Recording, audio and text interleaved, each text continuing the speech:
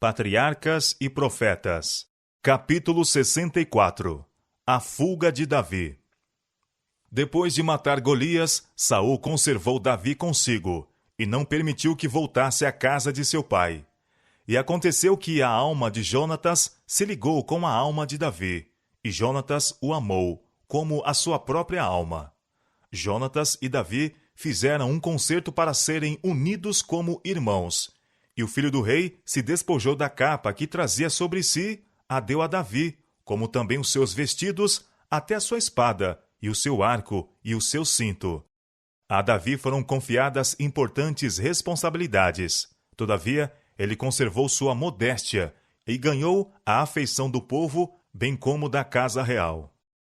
Saía Davi aonde quer que Saul o enviava, e conduzia-se com prudência, e Saul o pôs sobre a gente de guerra. Davi era prudente e fiel, e era evidente que as bênçãos de Deus estavam com ele. Saul, por vezes, se compenetrava de sua própria inaptidão para o governo de Israel, e entendia que o reino estaria mais livre de perigo se pudesse haver ligado com ele alguém que recebesse instrução do Senhor. Saul esperava também que sua associação com Davi fosse uma salvaguarda para si mesmo. Visto que Davi era favorecido e defendido pelo Senhor, sua presença poderia ser uma proteção a Saul quando ele saía a guerrear. Foi a providência de Deus que ligou Davi a Saul. O cargo de Davi na corte dar-lhe-ia o conhecimento dos negócios desta, em seu preparo para sua futura grandeza. Habitá-lo-ia a captar a confiança da nação. As vicissitudes e agruras que lhe ocorreram, em virtude da inimizade de Saul, levá-lo-ia a sentir sua dependência de Deus e a depositar nele toda a sua confiança. E a amizade de Jonatas por Davi era também da providência de Deus, a fim de preservar a vida do futuro governante de Israel. Em todas estas coisas, Deus estava levando a efeito seus propósitos de graça, tanto em favor de Davi como do povo de Israel. Saul, entretanto, não permaneceu muito tempo amigo de Davi. Quando Saul e Davi voltavam da batalha aos filisteus, as mulheres de todas as cidades de Israel saíram ao encontro do rei Saul cantando e dançando, com adufes, com alegria e com instrumentos de música. Um grupo cantava: Saul feriu seus milhares, enquanto o outro grupo apanhava o estribilho e respondia: porém Davi, os seus 10 milhares. O demônio da inveja entrou no coração do rei. Ficou irado, porque Davi era mais exaltado que ele no cântico das mulheres de Israel.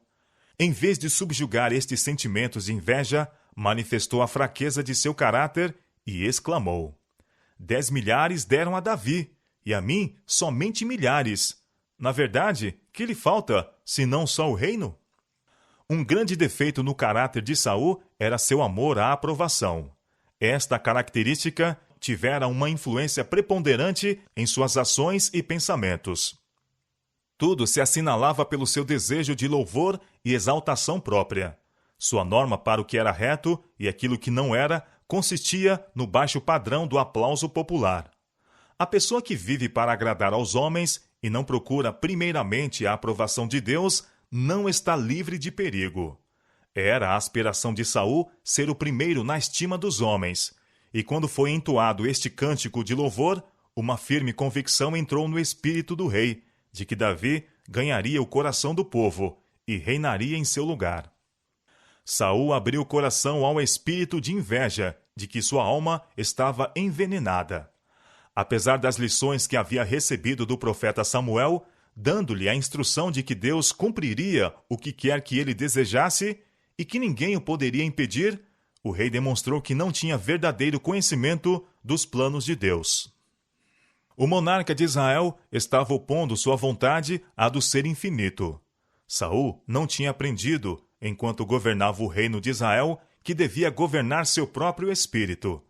Permitiu que os ímpetos lhe dirigissem o discernimento, até mergulhar-se no furor da paixão.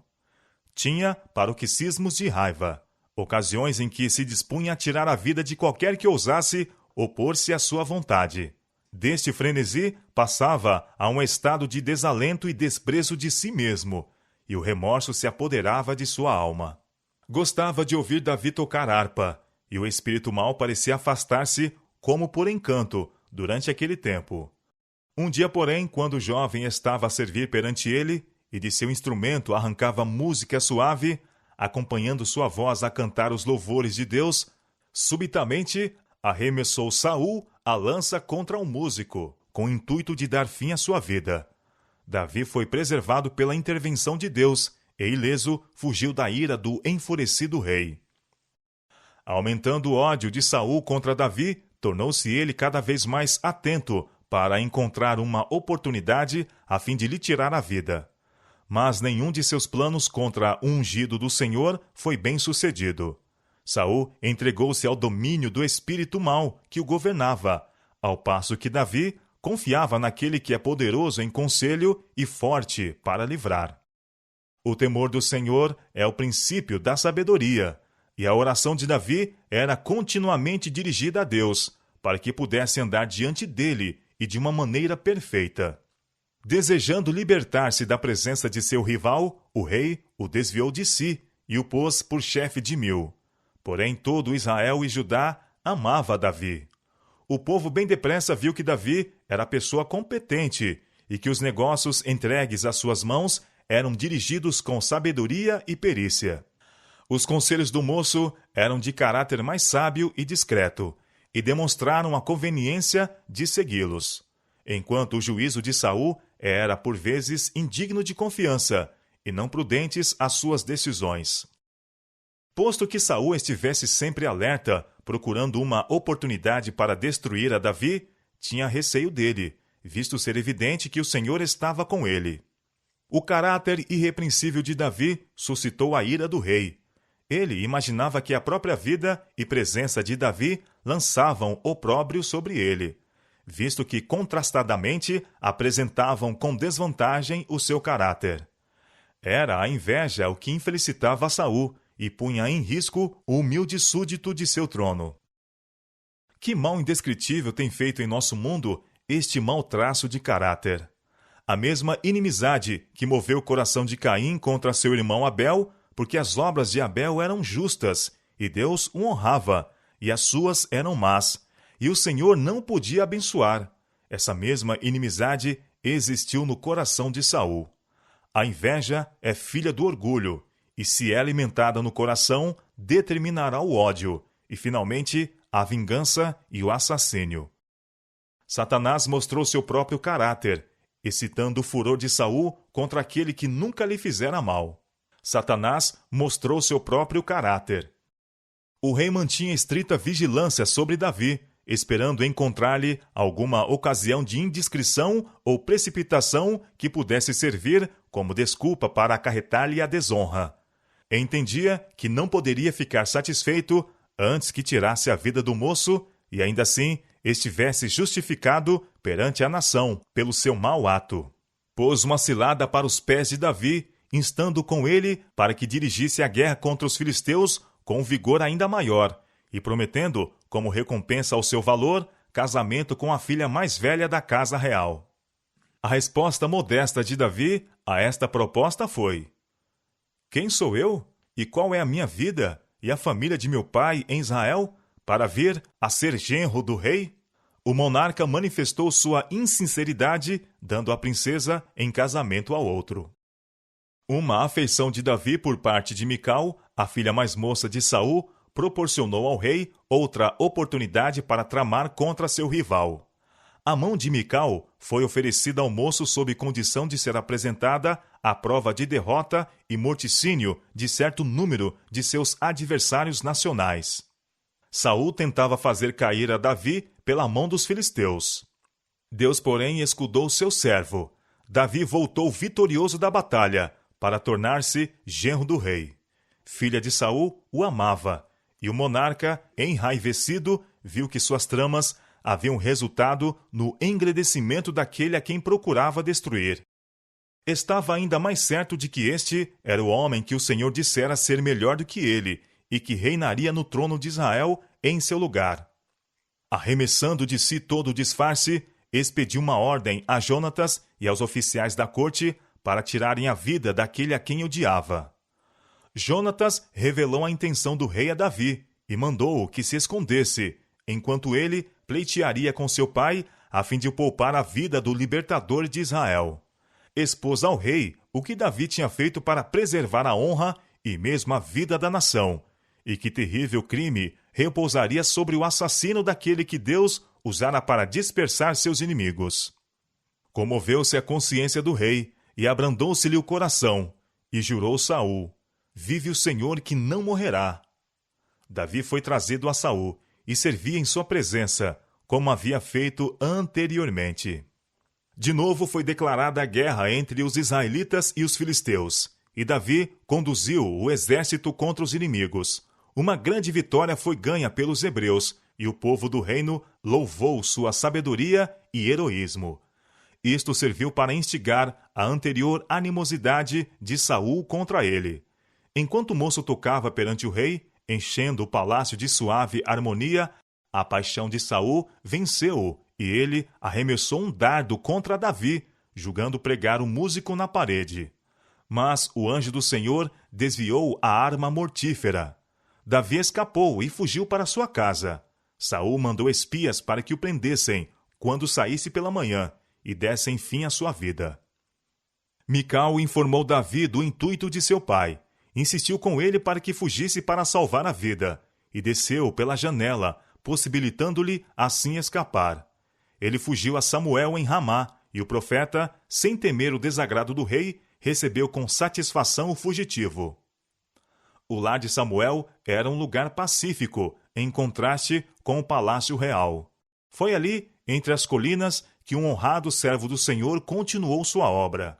Um grupo de videntes estava com ele e estudavam minuciosamente a vontade de Deus, escutando com reverência as palavras de instrução que caíam dos lábios de Samuel. Preciosas foram as lições que Davi aprendeu do mestre de Israel. Davi acreditava que as tropas de Saul não receberiam ordem para invadir aquele local sagrado. Mas lugar algum parecia sagrado à mente entenebrecida do desesperado rei. A ligação de Davi com Samuel suscitou o ciúme do rei, com o receio de que aquele que era por todo Israel reverenciado como profeta de Deus emprestasse sua influência para a ascensão do rival de Saul. Quando o rei soube onde Davi se achava, enviou oficiais para o trazerem a Gibeá, onde tencionava executar seu intuito assassino. Os mensageiros partiram, decididos a tirarem a vida a Davi, mas alguém, que era maior do que Saul, dirigiu-os. Encontraram-se com anjos invisíveis, como se deu com Balaão, quando estava a caminho para amaldiçoar Israel. Começaram a proferir dizeres proféticos sobre o que ocorreria no futuro, e proclamavam a glória e majestade de Jeová. Assim Deus governou a ira do homem em prol de seus intuitos, e manifestou seu poder para restringir o mal, enquanto entrincheirou seu servo com uma guarda de anjos. A notícia chegou a Saul enquanto avidamente esperava ter Davi em seu poder. Mas, em vez de sentir a repreensão de Deus, ficou ainda mais exasperado, e enviou outros mensageiros. Estes também foram superados pelo Espírito de Deus e uniram-se aos primeiros a profetizar. Terceira embaixada foi enviada pelo rei, mas, quando chegaram aos profetas, a influência divina caiu sobre eles também, e profetizaram. Saul então resolveu ir ele próprio, pois que sua atroz inimizade se tornara ingovernável. Decidiu-se a não esperar outra oportunidade para matar a Davi. Logo que ele estivesse ao seu alcance, tencionava matá-lo com sua própria mão, quaisquer que fossem as consequências. Mas um anjo de Deus encontrou-o no caminho e tomou domínio dele.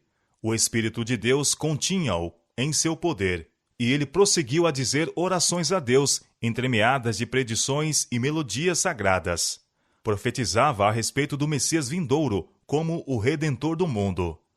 Quando chegou à casa do profeta em Ramá, tirou as vestes de cima, que indicava a sua posição social, e todo dia e toda noite manteve-se diante de Samuel e seus discípulos, sob a influência do Espírito Divino. O povo juntou-se para ver esta cena estranha, e a experiência do rei foi relatada por toda a parte. Assim, de novo, perto do final de seu reino, tornou-se um provérbio em Israel que Saul também estava entre os profetas. Novamente fracassou o perseguidor em seus intuitos.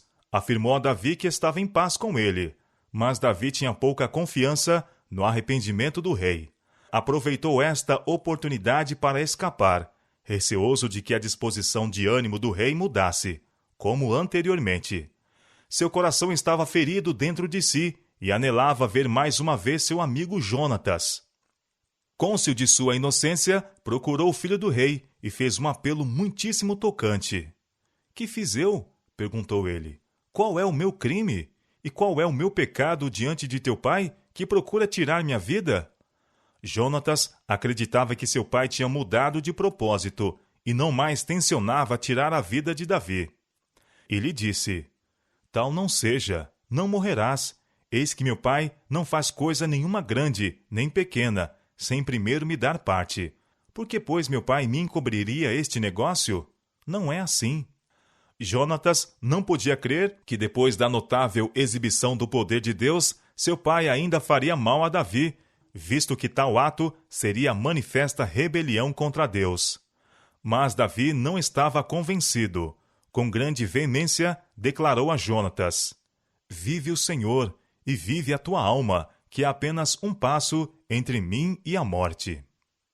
Por ocasião da lua nova, celebrava-se uma festividade sagrada em Israel. Esta festa ocorreu no dia seguinte ao da entrevista de Davi e Jonatas. Esperava-se que neste festim ambos os moços comparecessem à mesa do rei. Mas Davi receou estar presente, e tomaram-se disposições para que ele fosse visitar seus irmãos em Belém. À sua volta, devia esconder-se em um campo não longe da sala do banquete, ausentando-se durante 3 dias da presença do rei. E Jonatas notaria o efeito disto sobre Saul.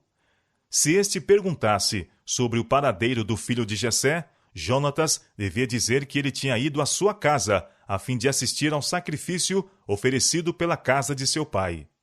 Se nenhuma demonstração de ira fosse dada pelo rei, mas respondesse ele: Está bem, não haveria perigo a Davi em voltar à corte.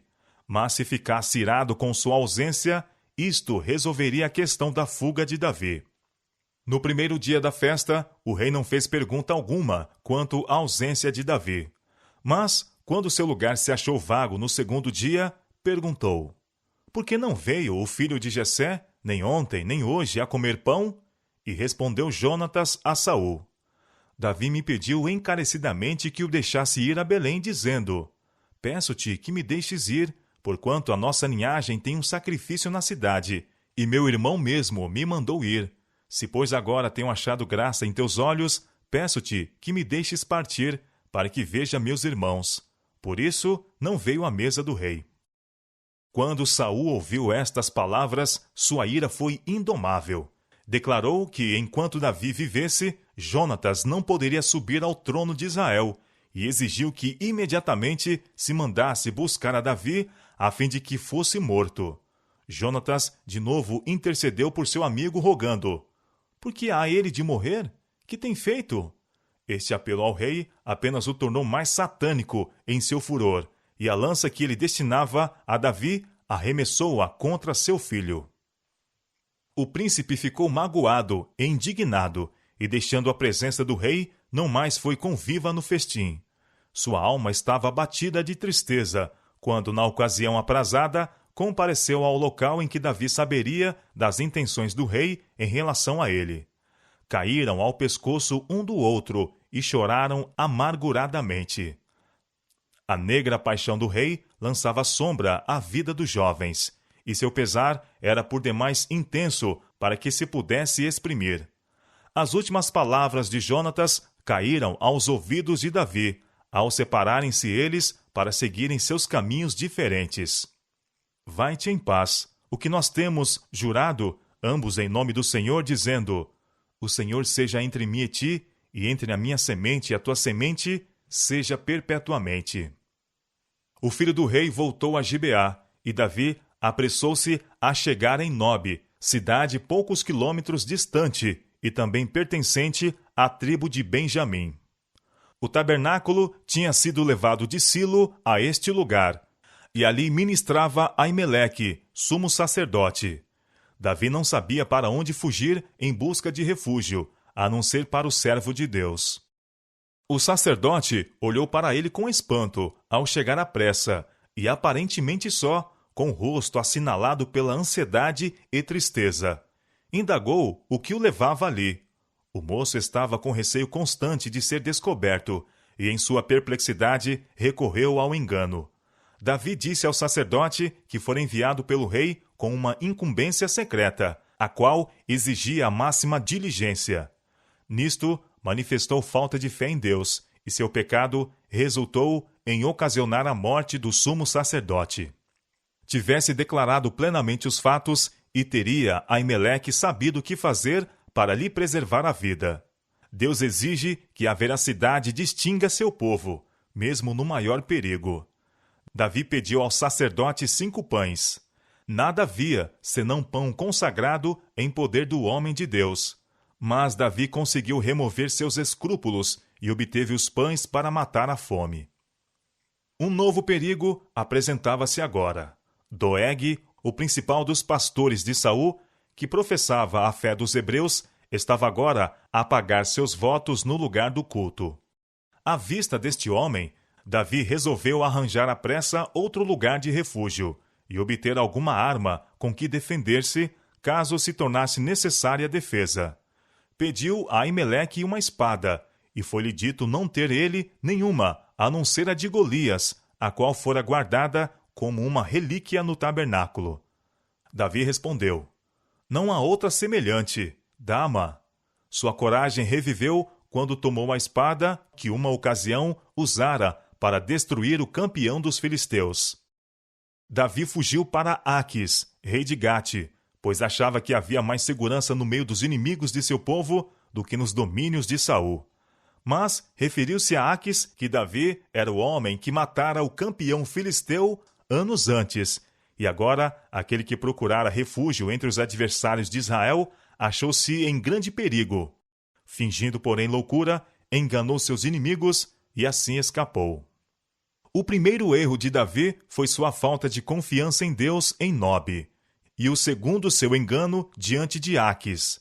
Davi havia ostentado nobres traços de caráter, e seu valor moral conquistara-lhe favor entre o povo. Mas quando lhe sobreveio a provação, sua fé se abalou, e apareceu a fraqueza humana. Via em cada homem um espião e traidor. Em uma difícil emergência, Davi olhara a Deus com os olhos perseverantes da fé e vencera o gigante filisteu. Acreditava em Deus e avançou em seu nome, mas, ao ser acossado e perseguido, a perplexidade e angústia quase lhe escondera da vista o Pai Celestial. Contudo, esta experiência estava servindo para ensinar sabedoria a Davi, pois levava-o a compenetrar-se de sua fraqueza e da necessidade de constante dependência de Deus. Oh, quão preciosa é a doce influência do Espírito de Deus, vindo ela às almas deprimidas e desesperançadas, encorajando os desfalecidos, fortalecendo os fracos e comunicando coragem e auxílio aos provados servos do Senhor. Oh, que Deus é o nosso Deus, o qual trata mansamente com os que erram e manifesta sua paciência e ternura na adversidade, e quando somos vencidos por alguma tristeza. Todo fracasso por parte dos filhos de Deus é devido à sua falta de fé. Quando sombras rodeiam a alma, quando precisamos de luz e guia, devemos olhar para cima. A luz além das trevas. Davi não devia ter perdido a confiança em Deus por um momento sequer. Tinha motivos para confiar nele. Era o ungido do Senhor, e em meio de perigo havia sido protegido pelos anjos de Deus. Fora armado de coragem para fazer coisas maravilhosas, e se tão somente afastasse seu espírito da situação angustiosa em que se achava colocado, se tivesse a lembrança do poder e majestade de Deus, teria estado em paz mesmo em meio das sombras da morte. Podia em confiança ter repetido a promessa do Senhor. As montanhas se desviarão e os outeiros tremerão, mas a minha benignidade não se desviará de ti, e o conserto da minha paz não mudará. Isaías capítulo 54, verso 10. Entre as montanhas de Judá, procurou Davi refúgio da perseguição de Saul. Escapou para a caverna de Adulão, lugar este que, com uma pequena força, poderia ser mantido contra um grande exército. E ouviram-no seus irmãos e toda a casa de seu pai, e desceram ali para ele.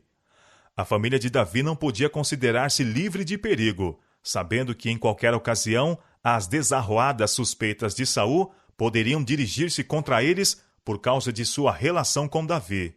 Tinham agora sabido, o que aliás estava sendo geralmente conhecido em Israel, que Deus escolhera Davi para futuro governante de seu povo, e acreditavam que com ele estariam mais livres de perigo, embora fosse um fugitivo numa solitária caverna, do que poderiam estar enquanto expostos à fúria doida de um rei invejoso. Na caverna de Adulão, a família estava unida em simpatia e afeto.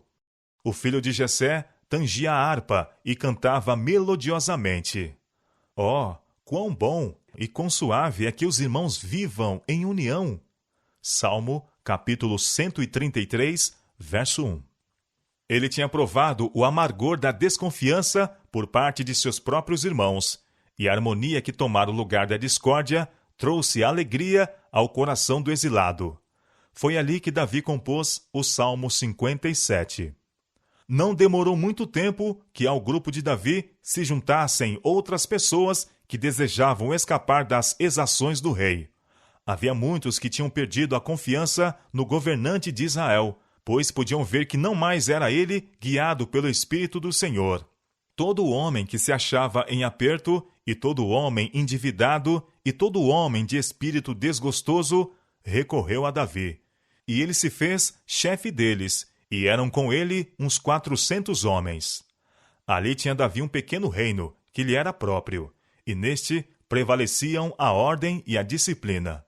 Mas mesmo em seu retiro nas montanhas, estava longe de se sentir livre de perigo, pois que recebia prova contínua de que o rei não havia abandonado seus propósitos homicidas.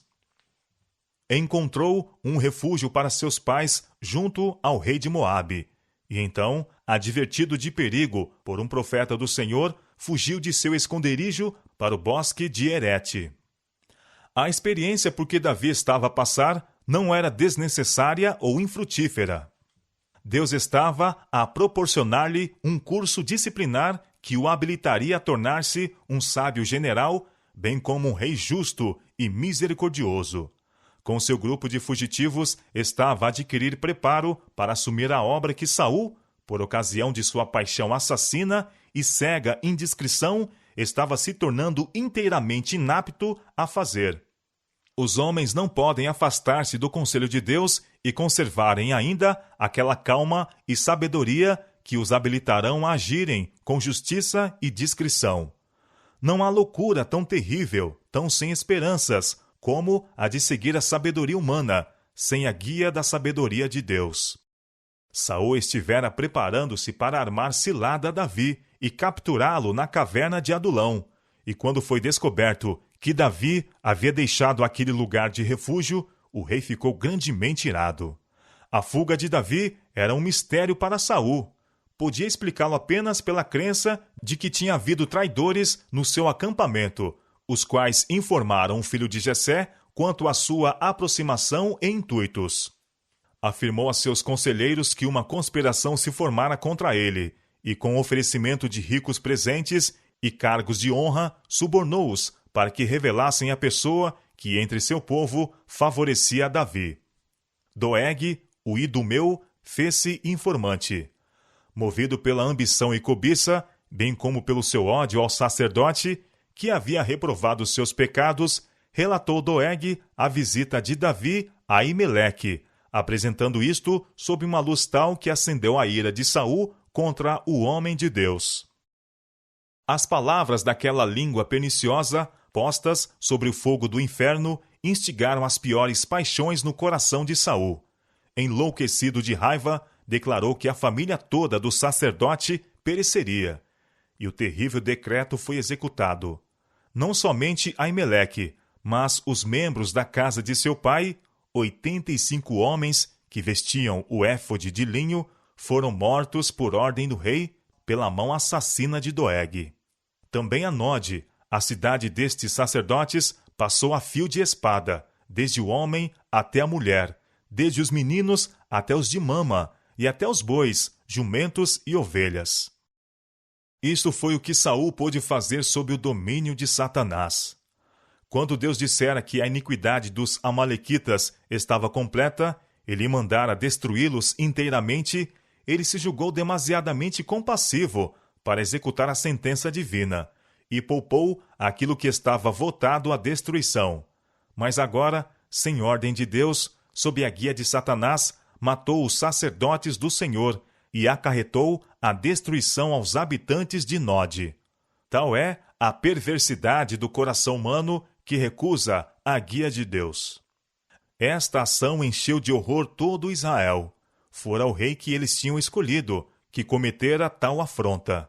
E fizera-o unicamente segundo a maneira dos reis de outras nações que não temiam a Deus. A arca estava com eles, mas os sacerdotes, por meio de quem haviam feito indagação, foram mortos com a espada. O que aconteceria a seguir?